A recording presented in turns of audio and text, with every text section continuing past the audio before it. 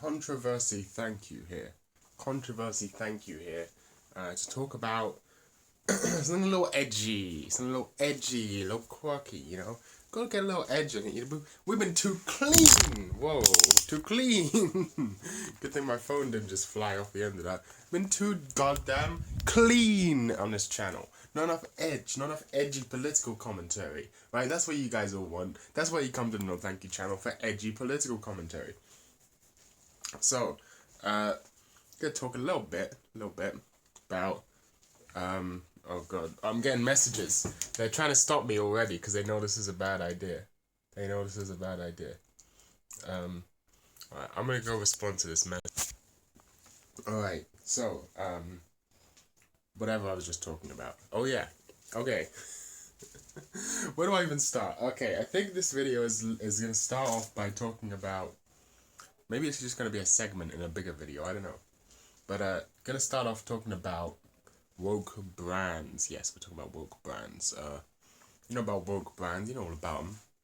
H Bomber Guy did a video about it, and he basically said, woke brands, they do it because it's profitable, because it makes good money. You know, it makes good money because two reasons. It's basically free advertising. So on the one, there's actually three reasons, but whatever. Basically, you get the conservatives, boomers, to be angry, and when they're angry, they do free advertising, and you get the liberals to be happy when they're happy, or more like they defend you from the boomers, from the conservatives, and then that's free advertising as well. And that's why they do it, and it works every single time, because conservatives are very easy to trick. Like, you just say, trans rights and they just freak the fuck out. It's very funny. So companies work this out, and they get a bunch of free advertising by pissing off boomers. And it's a whole thing, right? You can watch his video and see for yourself. It's a decent video. It's like a decent 6 out of 10 video. You don't have to watch it. It doesn't matter. You probably already know everything he's gonna say, if you have like a brain. But in my opinion, actually, you know what? There's no point in saying in my opinion, because obviously everything I say on this channel is in my opinion. I should stop saying that. There's the things that he talks about in that video, and the things that often get brought up around this, from left and right, from everyone. Not from everyone. Not me, because I'm based in Epic. They're kind of addressing the symptoms instead of the problem. Well, it's not even a problem. They're just the mechanics, the real mechanics, the underlying mechanics. So what I'm gonna do, I'm gonna try and do that, I guess. You could also call this why leftists are really hyper-capitalists. Could call it that. I don't know. Could call it a lot of things. You could call it a lot of things. There's one guy. Here we go. We're getting into it. There was one guy once. This really smart mathematician. He called it the system's neatest trick. This is a great read, by the way. If you haven't read the system's neatest trick, you should read it. Might be a bit too edgy for you. But good read. So, the idea being that what he calls the system, which is a stupid fucking name. I'm gonna call it capital or capitalism, or techno-capital might be a better word for it. Let's call it techno-capital. So techno-capital needs to be constantly evolving and accelerating. It's built of positive feedback loops. That's the fundamentals of how it works. The very, very fundamental process of capitalism, as Marx outlined it, is you have money, turn it into a commodity, and then you sell the commodity for money plus prime, which is profit, right? That's a positive feedback loop. And then that money plus profit goes back into the system, and it positively feedback, and loops and loops and loops and loops as it gets faster, right? That's how capital works. I think everyone agrees on that. And all of modernity can sort of be defined with these positive accelerating feedback loops, right? Nick Land. That's all of Nick Land's stuff that that's all that he says basically. Everything else is whatever. And capital needs to adapt constantly and change constantly and become become itself. It needs to reify itself, right? And in order to become itself, uh, there are certain, how would I even describe it? You could think of it like this, right? Capital is sort of it's an amoral, inhuman, post-human, no, inhuman. Oh, that's a better word. Inhuman system that is not. David Graeber's lying when he tells you. He'll say, "Oh, the biggest secret is that the world is what we make it." Bull fucking shit. We're not in control. No one's in control. Capital is in control. Techno capital is in control, and techno capital needs bodies. It lives off of bodies. And it's running out of bodies because humans are full of all these mental shit which is getting in the way. Like, for example, racism. Actually, there are elements to where capitalism needs racism to function with regards to imperialism, because it can't manipulate humans into doing imperialism if they can't other someone, and so that's why capitalism produces racism. But it's not always helpful like that. It needs to have the double think. It needs to have the double capability of imperialism plus as many bodies as possible. And so it produces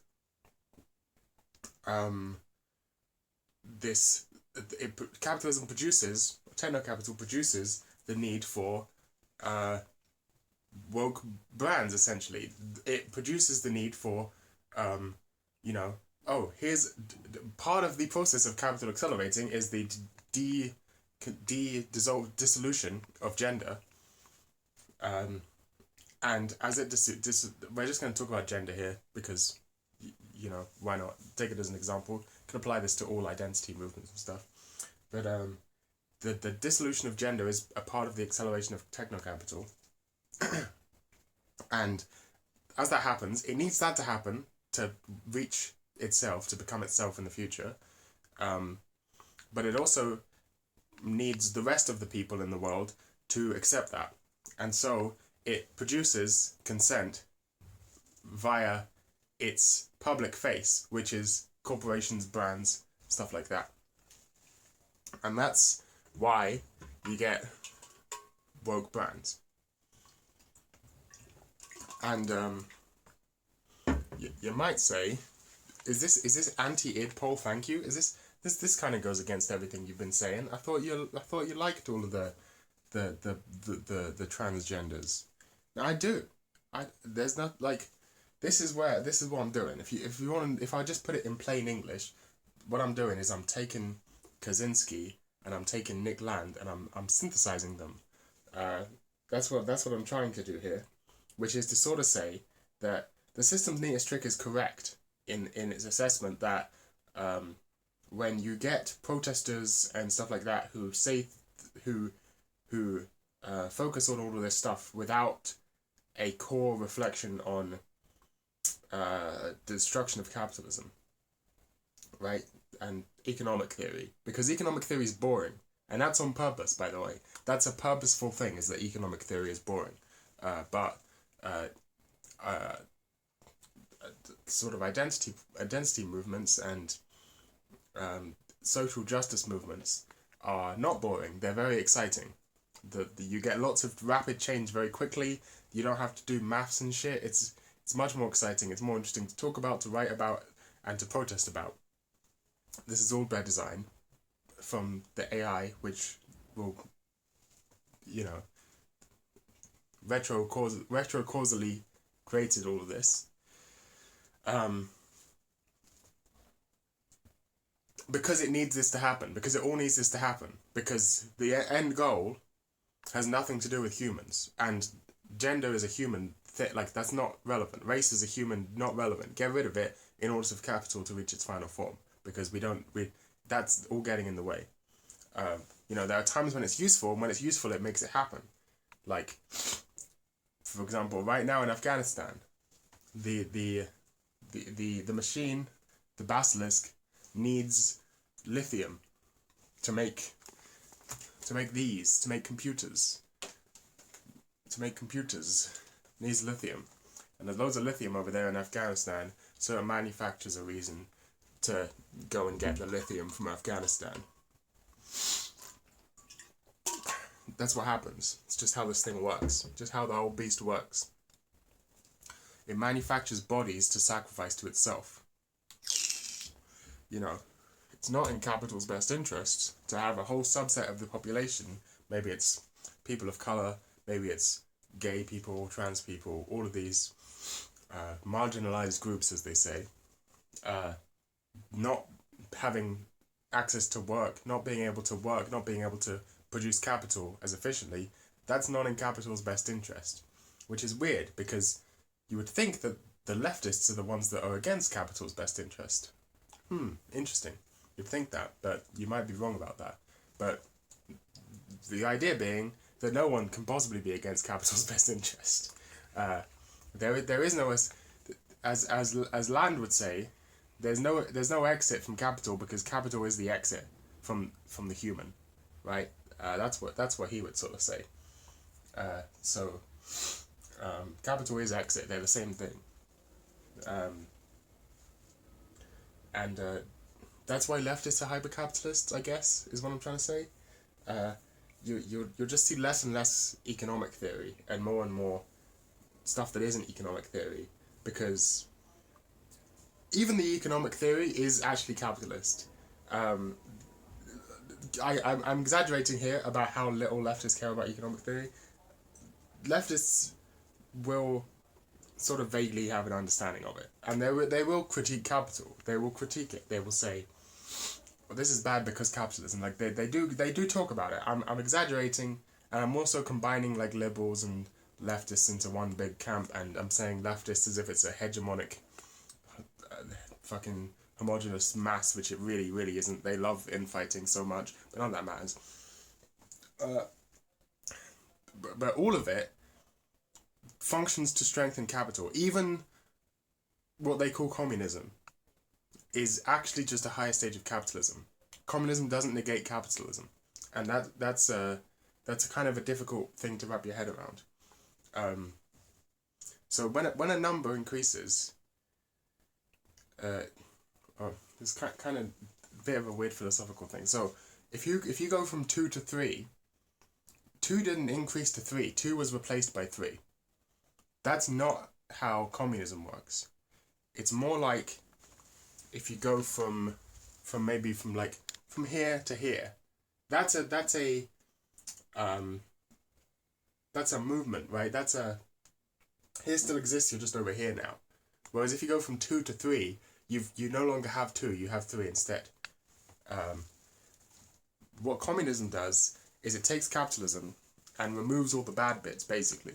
Removes exploitation of labor, right? Exploitation of workers through the extraction of their surplus income. It removes private property ownership, which causes a whole bunch of class conflicts. It removes all of this to be able to function better, to do its job better.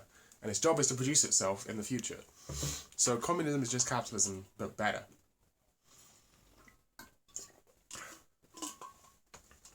And again, none of this is critique. I mean, it's critique in the philosophical sense, but it's not academic sense, but it's not like critique like saying, and this is why all leftists are evil, and I'm a conservative. No, I'm not saying that. Conservatives are even, they understand even less than what I'm saying.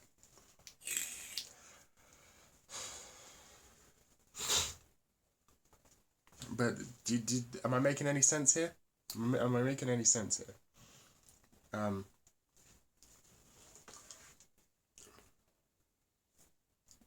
Yeah? Maybe I should talk about media criticism. Like the left, this is another place you can see capital manufacturing leftism. Techno-capital, the AI, the basilisk, whatever, manufacturing leftism is with media criticism. Like, the resources of the left right now are disproportionately invested in media criticism.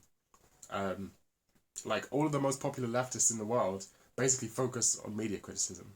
In the West, at least. In the English-speaking West. It's different in countries that have different economic situations where you can still talk about economics. But no one in America or in Europe cares about economics except economists, and even they don't really care. But there's a lot of there's so much focus on the left and media criticism. Like, it's fucking weird when you actually think about it. Like, why is this considered the most important thing we should be doing with our time?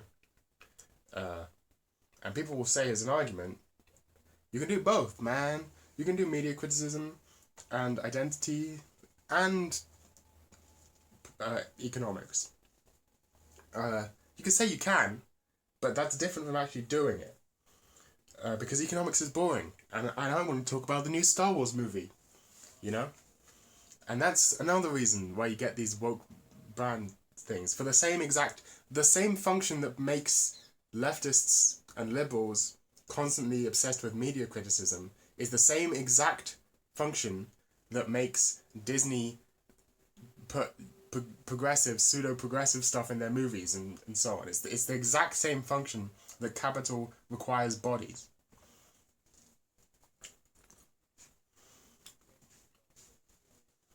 Am I making any sense?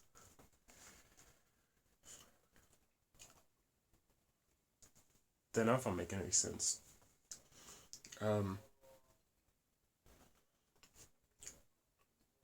Like, if you think, like, if you're now thinking of this in terms of No Thank You is making a moral statement about this or an ethical statement about this, that's not what I'm doing. You're wrong. I'm not even thinking about this from a human perspective. So ethics and morality don't come into it. This is just an analysis of the situation from the perspective of the guy in the future, of techno capital, from his perspective or her perspective or their perspective.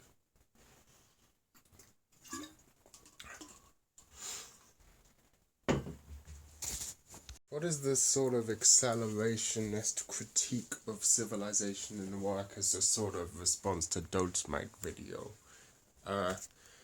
Dote's video good, but me video better, cause I'm epic. Don't know where my glasses have gone. The sunglasses were becoming a meme on this channel. They're becoming a meme. I think I might have fucking left them at a restaurant I went to yesterday, which is fucking depressing. That's a shame. I like those sunglasses. Anyway. Oh, I have other sunglasses. Yeah, I'll wear these.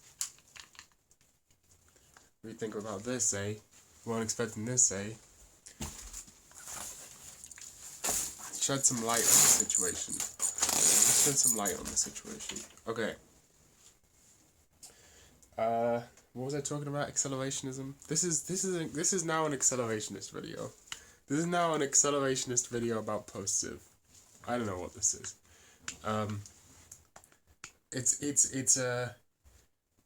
Okay. Basically, my problem with the Dote's My video is that it gets everything right from a humanist perspective. But I ain't no humanist. Kind of makes me like an alien. Yo, these are so dirty. Oh my god. You see that shit? All type of shit in them. Hold on a minute. Let me clean these bastards. I think that's tobacco. I think they're covered in tobacco.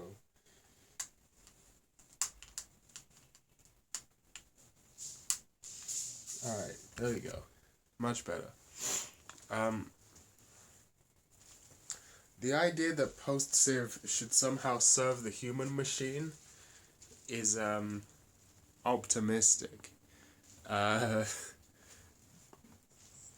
It's all serving something else. It's all in service of something else. It's not in service of you or me.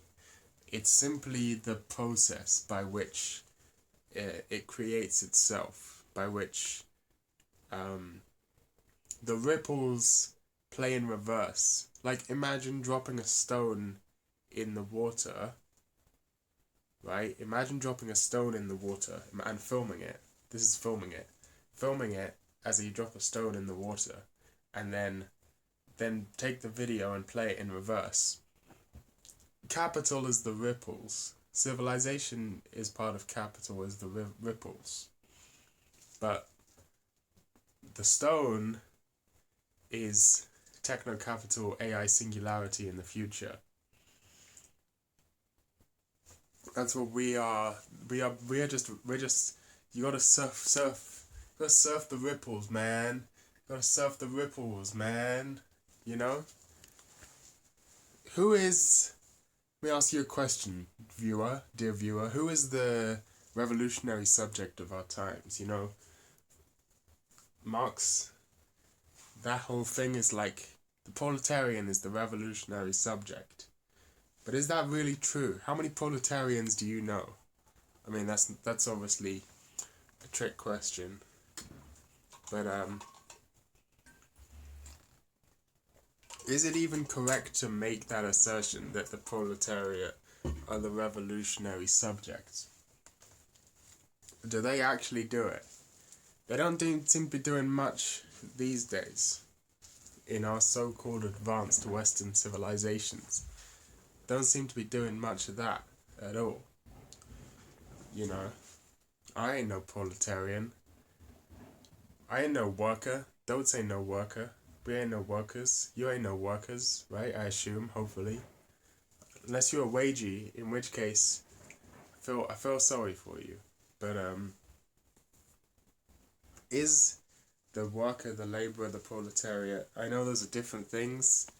I know worker and labourer mean one thing, and I know proletarian is talking about one's relation to the means of production. I know this. I say maybe not. You know, Nix, in her essay Hello from the Wired, An Introduction to Cybernihilism, claims that the hacker is the revolutionary subject of our time, right? And someone else, hold on, let me check his name. Let me check his fucking name. Oh god, this is impossible. This is just impossible. Hold on. Thorstein Veblen. Thorstein Veblen. Thorstein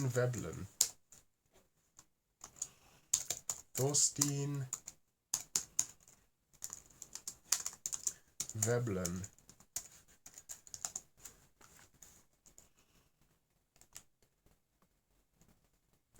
Born 1857. See, he basically said that the actual radical, what would be the word? Oh, fuck. Oh, it's right on the tip of my tongue. A type of change. Well, let's just say radical change, whatever. Like fundamental. There's like qualitative, I suppose. Qualitative change seems to come more often from scientists, engineers, technologists, these sorts of people, rather than the workers. You know, if you like in general as a whole, because obviously a lot of scientists, engineers, and whatever are proletarians, workers, blah, blah, blah, but like as a whole, when you look at radical shifts in how society functions, a lot of it, qualitative shifts in how society functions, a lot of it comes from technological developments, not political developments, or the knock-on effects that technological developments have on social and political realities. Like, who's actually had more impact in the average person's daily life? Karl Marx, or the guy who invented C? I've forgotten his name, which is really bad. I should know his name.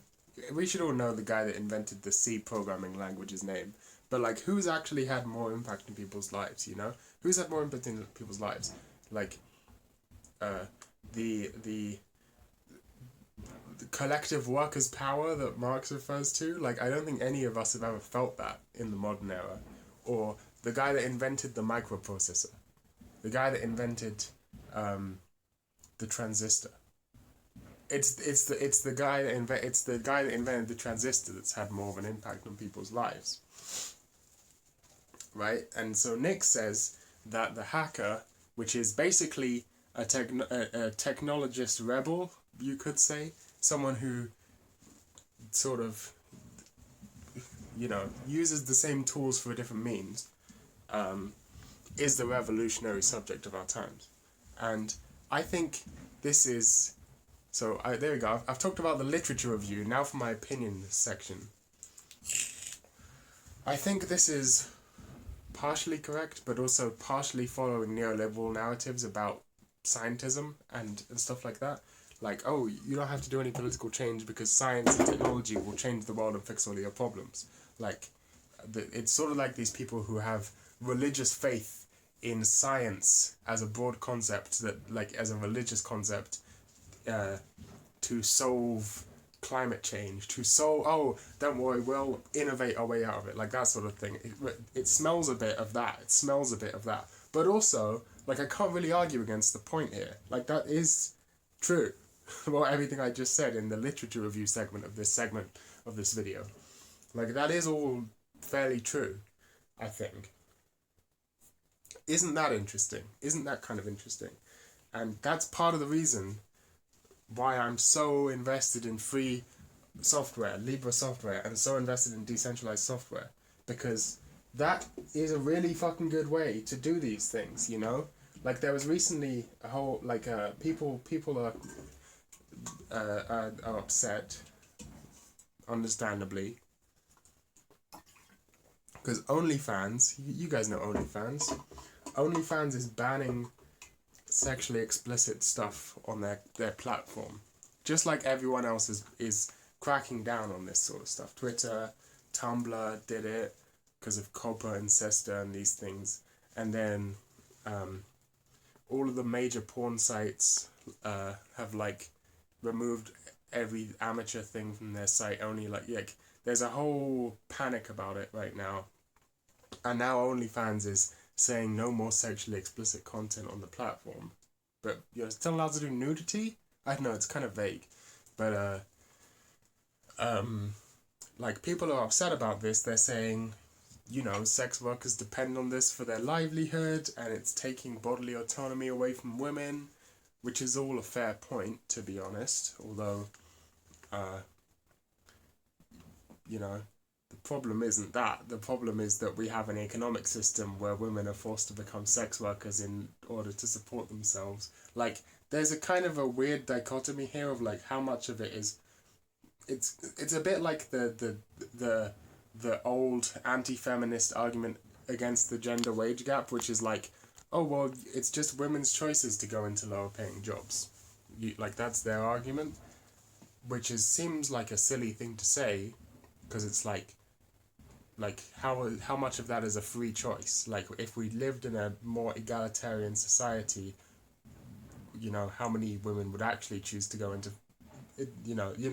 like, same sort of thing applies here. Like, yes, you can say it's women's choices to go into sex work, but also, like, if we lived in a more egalitarian society, how many of them would still choose? I'm not saying none of them would, but, I think it's worth thinking about. Anyway, that is all fucking beside the point. The point of that is, use proprietary shitware, get proprietary shit results. Use centralized platforms, rely your business, your fucking livelihood, your entire culture and society on proprietary centralized software, get proprietary centralized results. That's what happens when you use this shit. That's what happens. One company, our board of directors have decided we no longer allow you to live, and now you're dead, and now you're fucking dead, and now you're dead. You're dead in real life. That's what happens when you don't use federated decentralized software, when you don't use non-proprietary free Libre software, when you rely on shit Android apps for your entire fucking career, for an entire sector of human industry is just relying on this bullshit software, and then it shuts down because it's all controlled by one company who have ultimate say and don't give a fuck about you,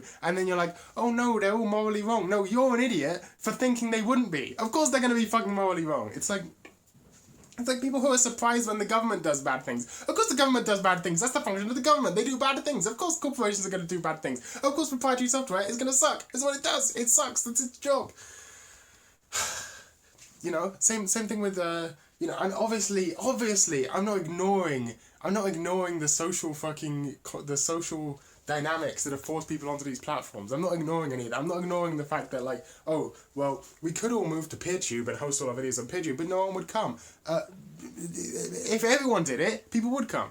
If everyone did it in more ways than one in this situation, people would come in more ways than one. But, you know, it's highly possible. It's very, very possible. I don't know what you're talking about. Like, it's difficult because it's one of those things that requires everyone to do it. But you're just going to keep shooting yourself in the foot if you keep relying on proprietary centralized software for your career. You're just going to keep, like, you can also, this is what's crazy, is you can do both. You can do fucking both. And also, God, RSS is if you don't use RSS, then I can't believe I lived without RSS. As I'm using RSS for more and more things, I just am like, how the fuck did I like not do this earlier? RSS is like a social media feed for all social media and more than social media for everything, except you control it completely, and it's free. It's not owned by anyone. It's just a protocol.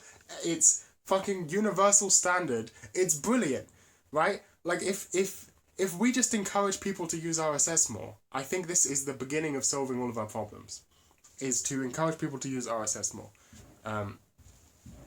You can use RSS to view these videos, by the way.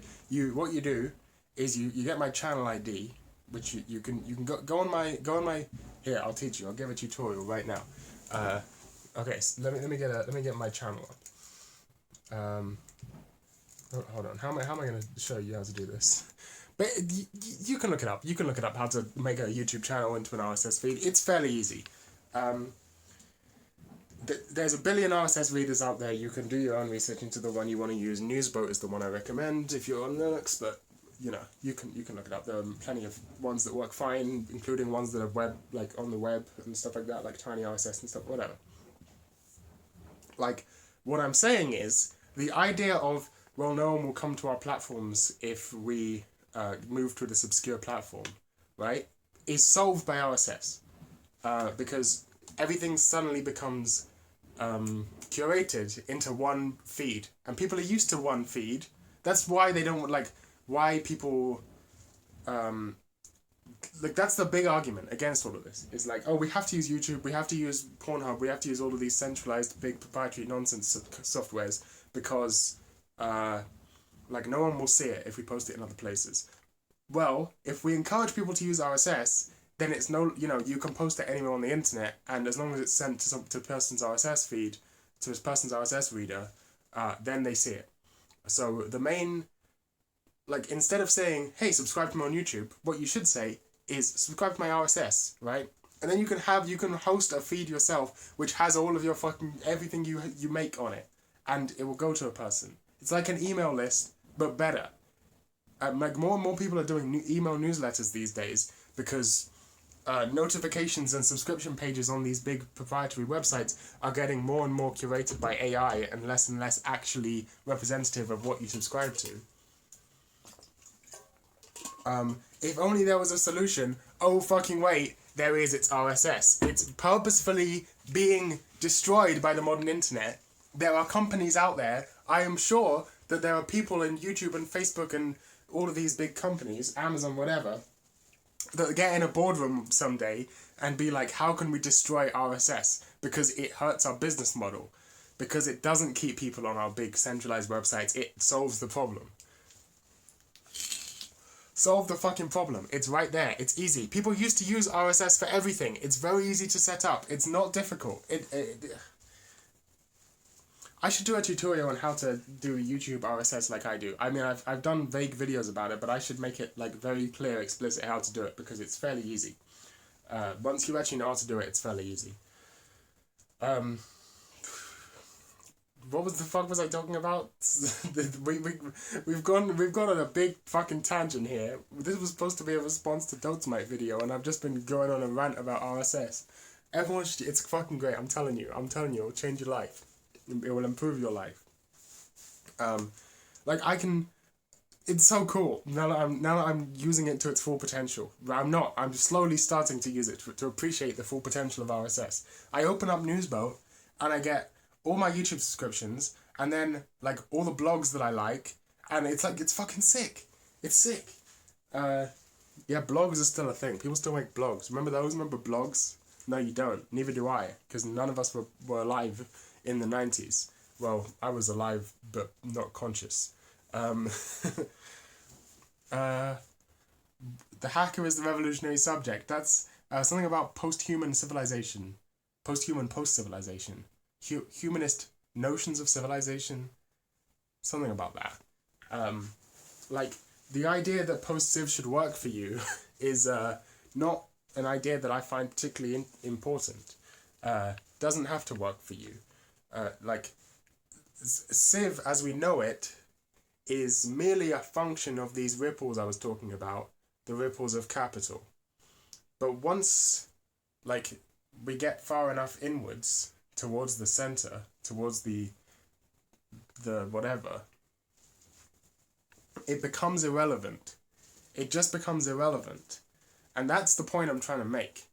Not because it's great for humans, but because it becomes irrelevant. Because humans need not apply. So I explained that much. What else? The hacker is the revolutionary subject. I mean, that I'm like sus of it. But the point is, you can, like, technology gives you power that you don't have. Like, it gives you a new form of power. Like, the folk politics of collective power that, what's his name? The guy that made Hype, Adam Curtis, loves to go on about. This folk politics of, like, oh, back in the last century, there was this big collective proletarian power, and people would use their collective power to achieve their means. And now we've lost this because of the collapse of unions and all of these increasingly centralized world and all of these globalization and all of these problems, right?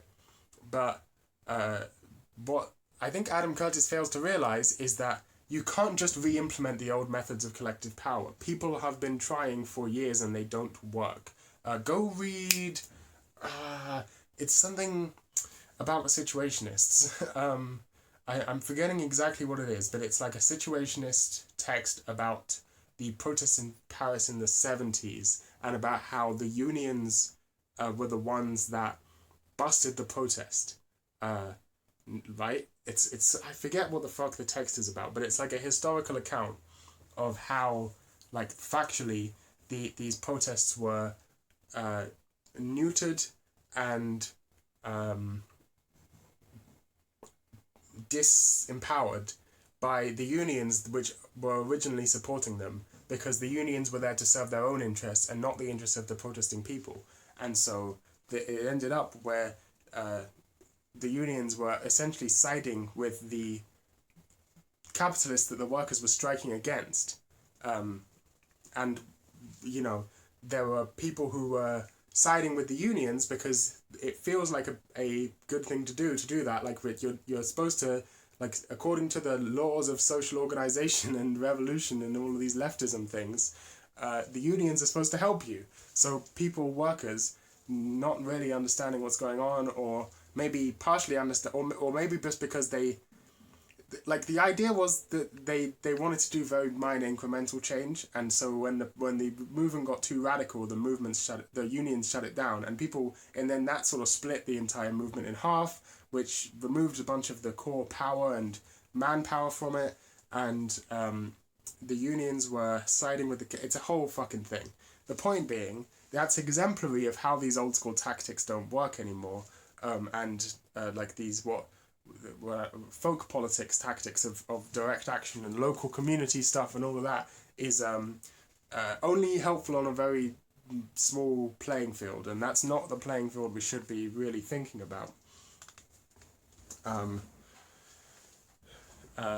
Yeah, I'm not saying direct action is ineffective, but it's only effective in, like, the way it's been done up until now is only effective in very particular circumstances. It's not going to affect radical global change, which is what we need. It's not going to affect that because it doesn't confront power in the right way.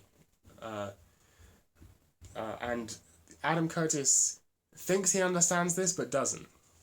Like, he talks about this, that, these Occupy Wall Street people, they were too scared to actually seize power because they think power is bad, and that's why they failed.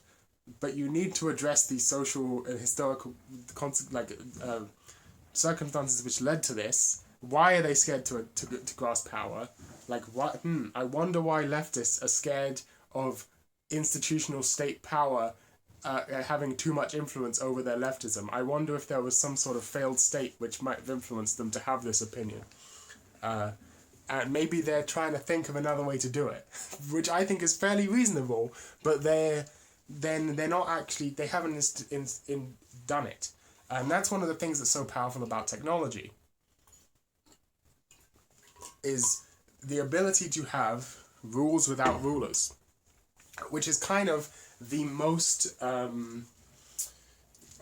generous interpretation of the philosophy of Bitcoin that I can give. I'm not a big fan of cryptocurrency, but it's the most generous interpretation of the philosophy of Bitcoin that I can give, is that it is a powerful tool to have rules without rulers. This sort of blockchain, Bitcoin, crypto stuff.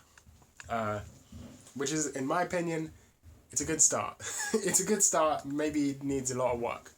But there's people, like, I don't really understand much about Urbit, but Urbit seems promising.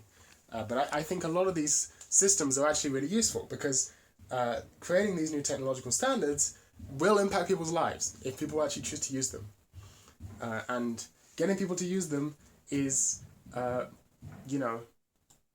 problem is it requires knowledge, but then it's knowledge that's actually applicable. It's kind of like doing real productive labor, which is an experience that most people don't have these days. Like real productive labor where you get the product of your labor, like you have it. You do labor and then you have whatever you produce, you now own that. Like, that's such a satisfying experience most people don't have. Alienation, whatever. And alienation's not like I'm not too don't give a fuck about I'm not like, oh, alienation is the cause of all our problems. Like, I'm accelerationist. Like, alienation's a good thing, but like it should be controlled by the hacker, essentially, is what I'm saying. Like, you should have a conscious input into your own alienation. You should be not in control of it. You'll never be in control of it, but you should be not. Okay, think about it as the analogy I use with ripples. You shouldn't be just tumbling around in the surf. You should be fucking riding that wave, bro. Yeah, fucking riding that wave, riding the wave of alienation. That's what you should be doing. You should be surfing the wave of alienation. That's what you should be fucking doing.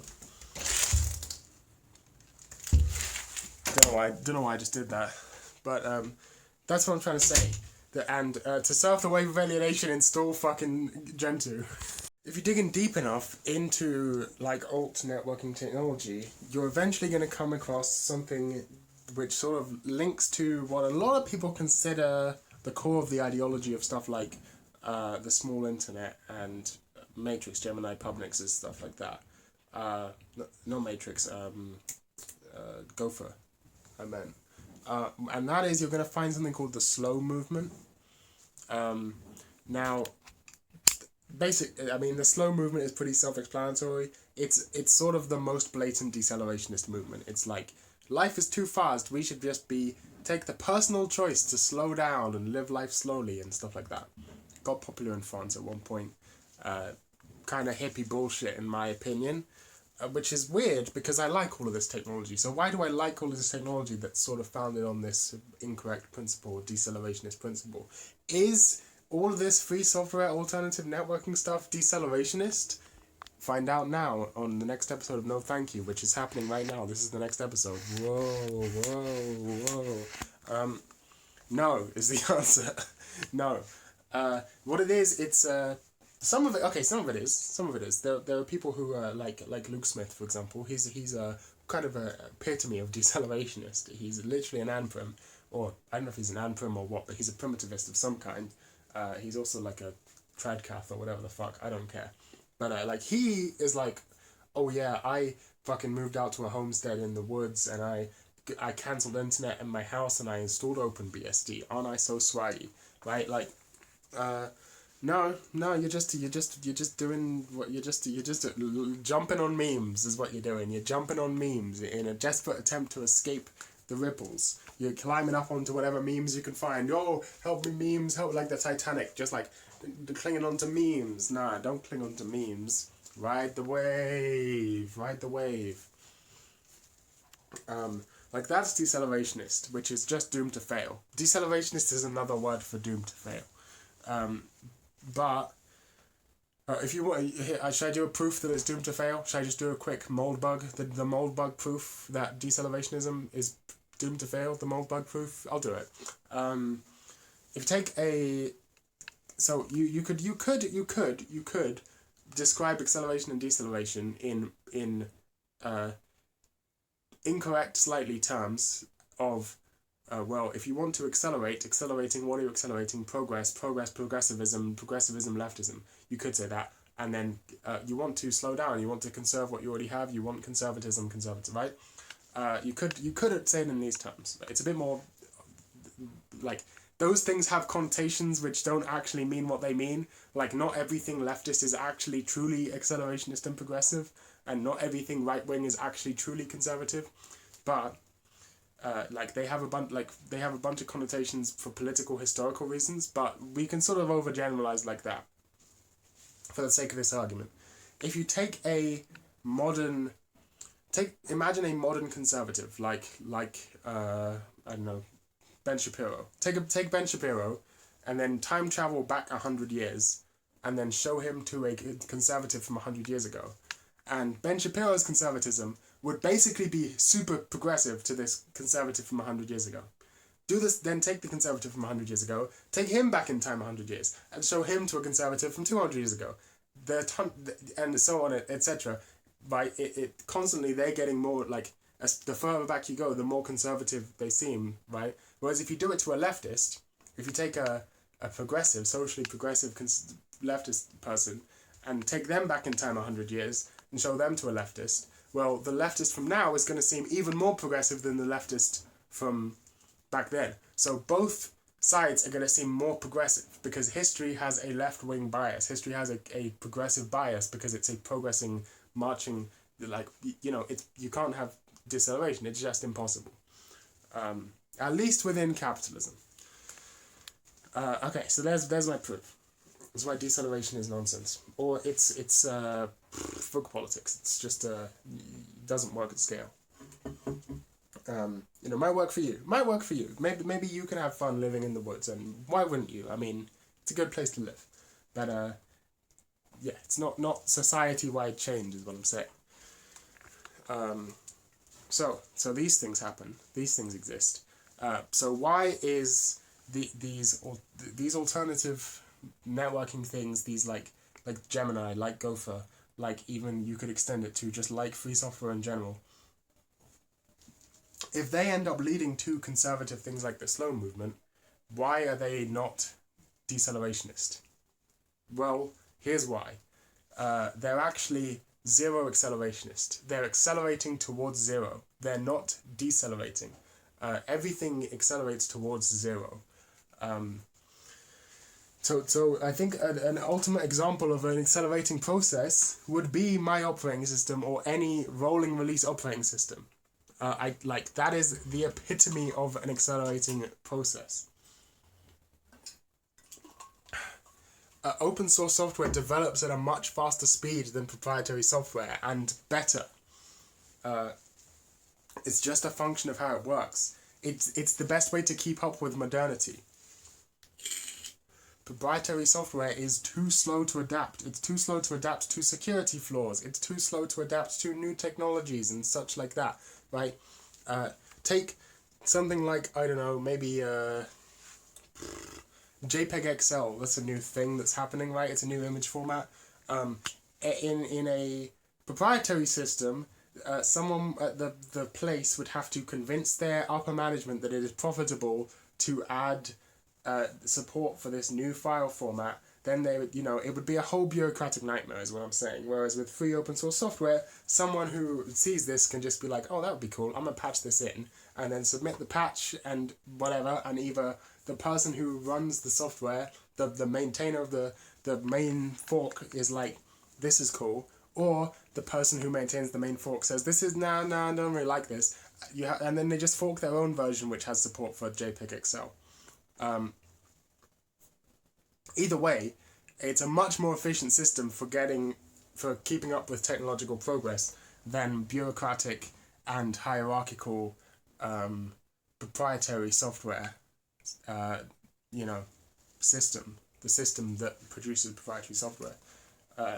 That's why it's not decelerationist, and so stuff like these internet alternatives, they're these web alternatives like Gemini, for example.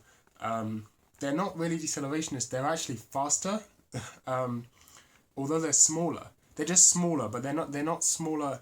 Like comparatively, imagine per capita, the amount of stuff produced by these smaller communities is actually much greater and faster paced than the wider internet.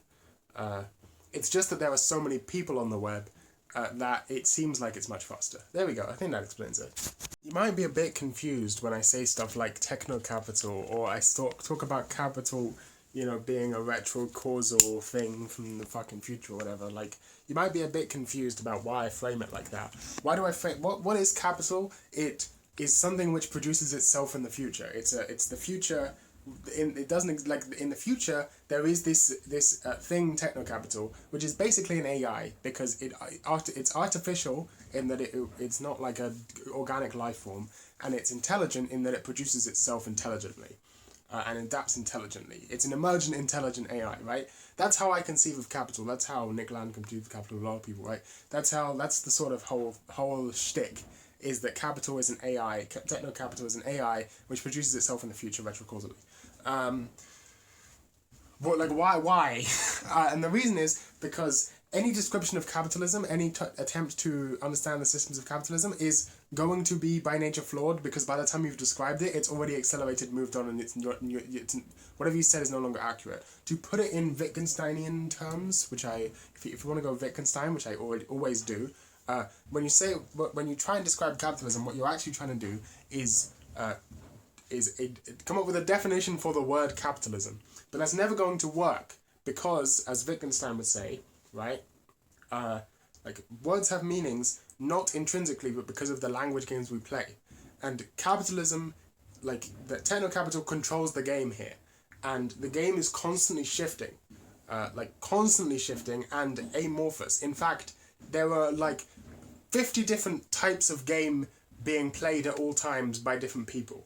That's why you get wildly different definitions of capitalism, from Marxists who define capitalism as a particular economic system where the commodity form and private property and so on, versus anarcho-capitalists who define capitalism as simply the free exchange of goods between people, the voluntary exchange of goods, stuff like that.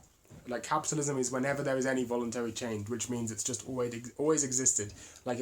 You get these wild things, and then you can't just say well, you're wrong, because that's how they're not, because in their world they're right.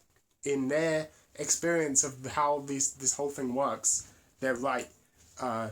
Because the language game is always changing. The rules of the game are always changing. The rules of the game are beyond human comprehension, in fact. The system is altogether just absurdly complex. It's like a brain. It's like trying to define the human brain in a snappy sentence. You describe all of its functions. You can't do it. There's a million books about how capitalism works, and none of them get it right, because by the time you've described it, it's changed. It's an ever-changing system. By the time you've described it, you've changed it by describing it.